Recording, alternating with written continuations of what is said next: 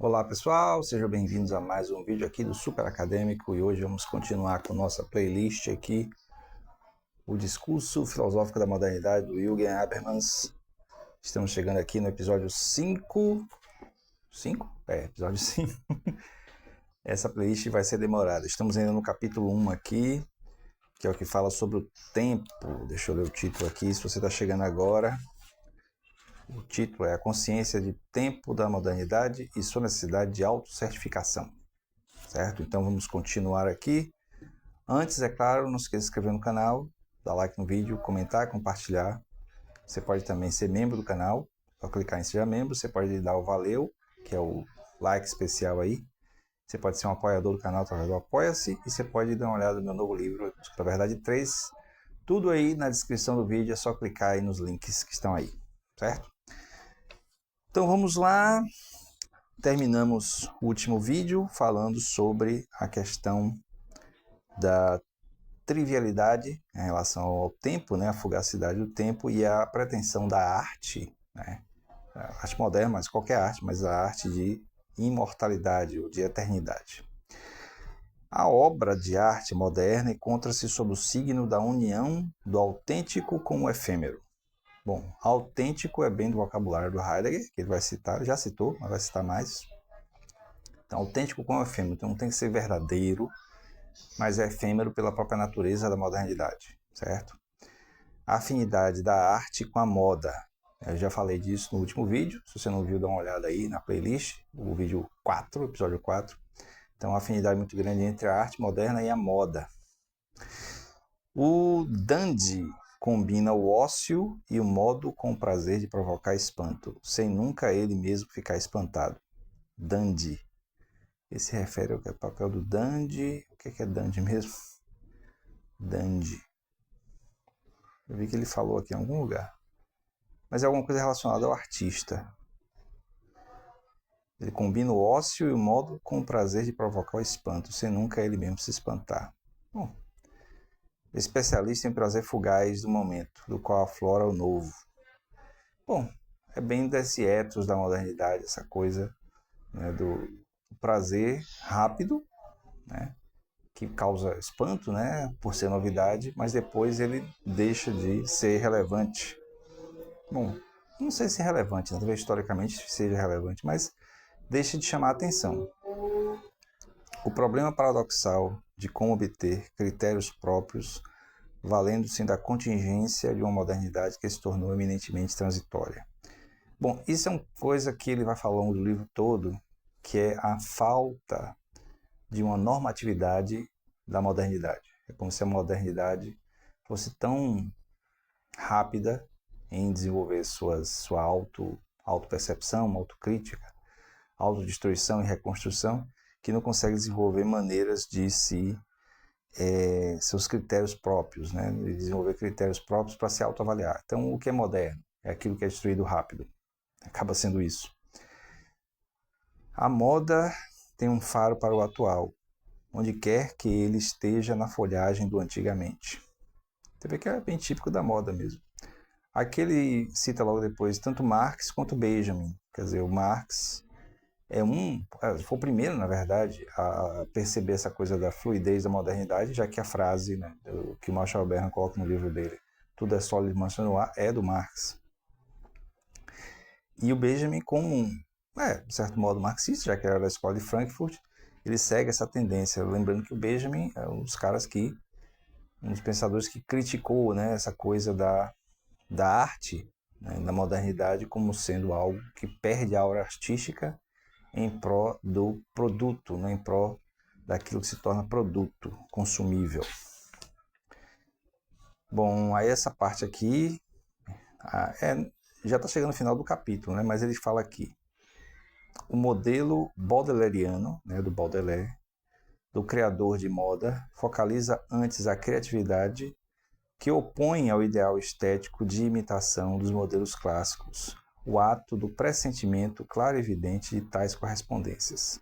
Então, a ideia é que, dentro desse modelo, Baudelaire foi aquele que usou primeiro a palavra moderna. Então, esse modelo baudeleriano de criador da moda, né, da estética de uma época, é aquele que cria a partir de um ideal que imita o clássico, quer dizer, imita o que veio antes, mas não de uma maneira muito autoevidente, certo? Então, talvez por isso, né, os especialistas em modos artísticos, de maneira geral, eles consigam fazer uma ponte com uma série de conceitos, de coisas, de categorias, de ideias, sem necessariamente saber o que é que estão fazendo, já que viria de uma coisa muito da intuição deles, né, que é muito papel do artista, né, em qualquer época.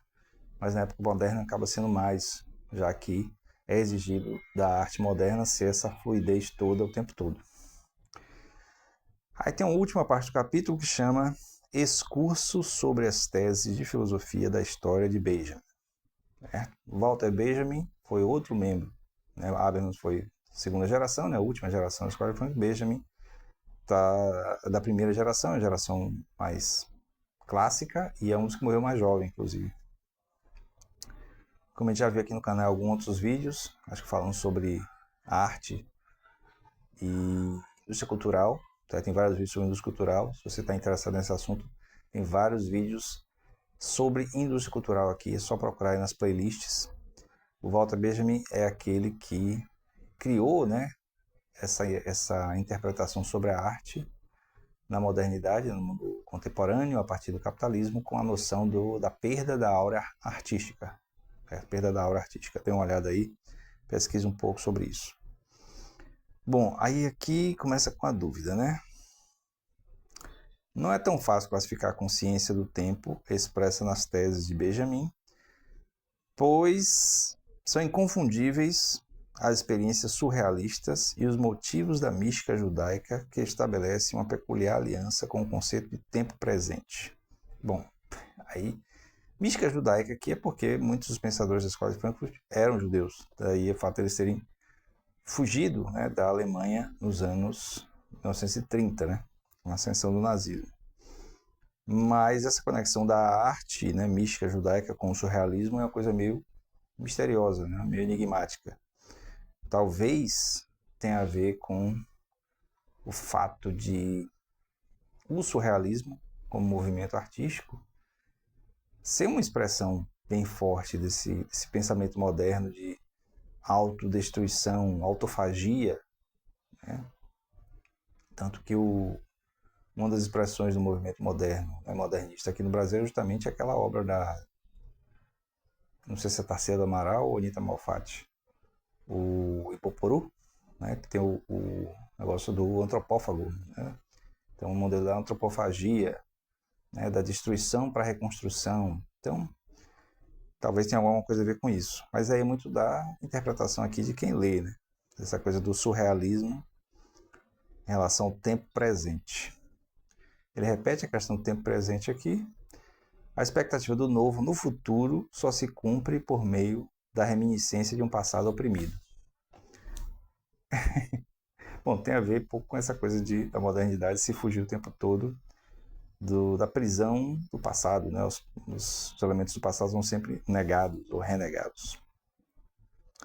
A consciência moderna do tempo, entre outros modos, mediante a diferença crescente entre o campo da experiência e o horizonte da expectativa.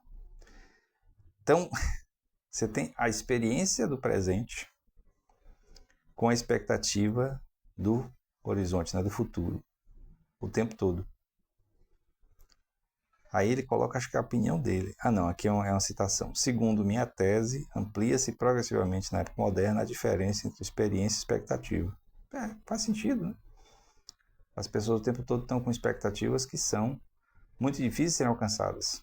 Então as experiências acabam sendo reduzidas, digamos assim, no seu esplendor, porque as pessoas acabam tendo uma expectativa muito maior do que a experiência.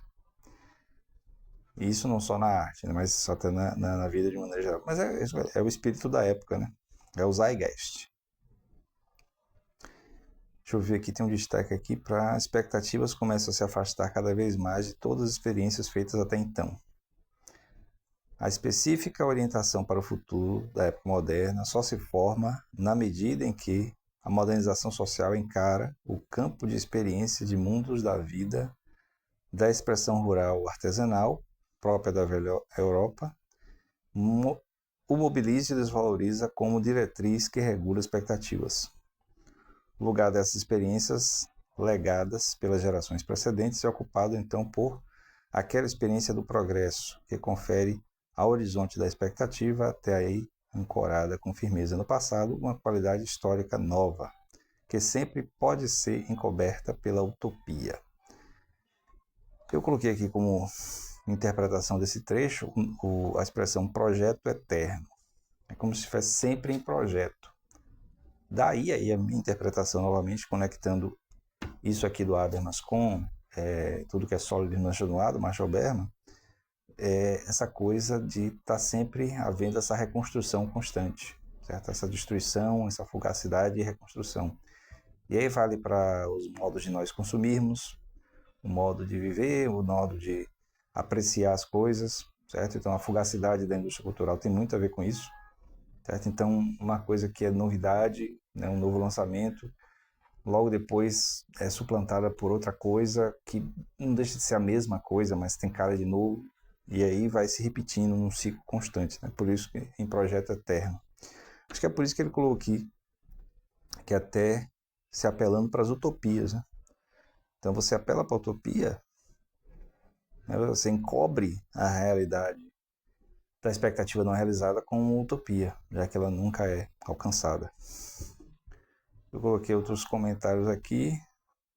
Nunca chegaremos lá. Nunca chegaremos lá é o moderno. Então a ideia do moderno é o nunca chegaremos lá. Esse moderno que nunca chega, né? Porque na verdade já é passado. Será por isso? Ou porque se monta uma expectativa tão constante de o novo, o esplendoroso, o espetacular, que nunca vai se realizar. Deixa eu ver aqui. O futuro visto como fonte de inquietude. Eu coloquei aqui a União Europeia também. Coloquei aqui do lado. O presente é sempre uma preparação. Então, o presente na modernidade, segundo essa interpretação do Habermas, acaba sendo sempre uma preparação para algo que vai vir. É algo que vai vir, mas que nunca chega. Então, está sempre em preparação. Talvez a ascensão de modelos religiosos dessa natureza também tenha a ver com isso, né? Essa coisa de... Mas é mais antigo também, né? Da antiguidade também, essa coisa da... Talvez o fato da escola de Frankfurt ter interpretado muito a modernidade, né? O iluminismo como sendo uma nova forma de mitologia, né? O de mito, por isso, né? Porque repete esse modelo de preparação para o que vem. Agora, é bem o oposto do pensamento grego antigo, em que, na verdade, o esplendor está no passado. O que temos agora é a grande decadência até o fim. Mas o que foi perfeito, a utopia, está no passado. Uma grande queda, mas que também é uma coisa... As duas tendências de narrativas, no passado era perfeito, e aí houve uma queda. E aí o futuro vai ser o novo perfeito. Tem a ver com a mesma linha de pensamento, que tem a ver com o mito. Deixa eu ver aqui, tem um destaque difícil de ver que está em amarelo. O historicista apresenta a imagem eterna do passado, o materialista histórico faz desse passado uma experiência única. Tá, bem. Então, a imagem do eterno do passado, né? E o materialista histórico, quer dizer, o estilo Marx de pensar, faz do passado uma experiência única, que promove a transformação dialética, né? Deve ser isso. Bora ver aqui o parágrafo inteiro para ver se a gente aprofunda mais. O materialismo histórico não pode renunciar ao conceito de um presente que não é transição, mas para no tempo e se imobiliza.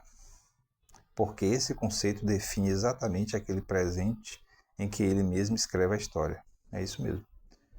O historicista apresenta a imagem eterna do passado, o materialista histórico faz desse passado uma experiência única. Porque assim, a ideia de eterno passado seria algo que nunca acabou, já que é eterno, né? Enquanto que, na outra interpretação, o materialista histórico é a experiência única, ela foi e acabou, e serviu para gerar o momento atual. Então são duas formas diferentes de ver o passado. Como a modernidade é muito influenciada também pela visão marxista, é interessante ele colocar esse posicionamento. Deixa eu ver aqui, vamos concluir aqui com esse pedaço desse... alguns outros trechos aqui para a gente finalizar esse episódio. Aberto ao futuro, o horizonte das expectativas determinadas pelo presente comanda a nossa apreensão do passado. Os projetos fazem a visão do passado. É uma interpretação bem interessante aqui. Então, a maneira como a gente projeta o futuro faz com que a gente enxergue o passado de uma maneira específica. Então, o passado passa a ser parte do projeto. Porém, um olhar orientado para o futuro dirige-se sempre do presente para o passado, que está ligado, enquanto pré-história, a nosso respectivo presente, como por meio de uma corrente de destino universal. Então, é uma maneira interessante de pensar a história, né? Os três momentos históricos, presente, passado e futuro. Né? O presente é sempre um repensado passado projetando o futuro. Tentativas mais... página 19. Bora ver o que ele quis dizer com isso aqui. Atribui a todas as épocas passadas um horizonte de expectativas insatisfeitas, e ao presente, orientado para o futuro, designa a tarefa de reviver na reminiscência de um passado que cada vez lhe seja correspondente, de tal modo que possamos satisfazer suas expectativas com a nossa débil força messiânica. Então, é como se houvesse sempre as tentativas constantes, mas isso é muito mitologia, viu? Isso é muito mitologia.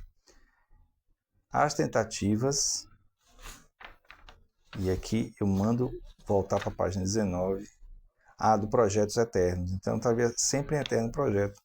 Porque, veja só, as narrativas míticas têm muito disso. E por isso que se repetem em várias culturas. O Joseph Campbell chama a atenção disso. O Adorno e Horkheimer, de certo modo, ele vê isso também. E o Câmara Cascudo também. Essa ideia de que a repetição desse modo de pensar o presente, o passado, o futuro, os projetos, e aí, por mais que o vocabulário tenha mudado, um vocabulário mítico, religioso, para um vocabulário filosófico-científico, acaba sendo muito parecido. Não estou dizendo que é a mesma coisa, mas é muito parecido. Acho que talvez seja a nossa própria limitação da linguagem mesmo. Finalmente aqui, antes de parar o episódio, essa anamnese constitui... A anamnese é uma tática, né? Uma metodologia de análise em que você olha o histórico para dar um diagnóstico. Né? Nessa anamnese constitui o contrapeso descentralizador em face da perigosa concentração da responsabilidade com a qual a consciência moderna do tempo, voltada apenas para o futuro, sobrecarregou um presente problemático, que constitui, por assim dizer, o nó da trama. Então, talvez por isso, nossa época é sempre problemática. Né? A época presente é sempre problemática. É a época em que está tudo acontecendo e que estão todos os problemas. Mas é claro, né? Então, na nossa época, né, na época que a gente vive, é a época em que a gente tem que resolver as coisas que foram deixadas para a gente resolver. E aí vai apontando para novos futuros, né, para novas possibilidades, mas sendo que não vai realizar assim, a promessa da utopia. Essa é a questão. Mesmo que não é importante utopias, são necessárias, mas elas não vão se realizar. E essa talvez seja a questão central da modernidade. É isso. Vamos ficando por aqui nesse episódio 5. Espero que vocês tenham gostado do episódio. Continuem assistindo a playlist. Comentem, deem like, se inscrevam se não está inscrito. Dê uma olhada na descrição do vídeo aí, todos os links. E até o próximo vídeo. Valeu!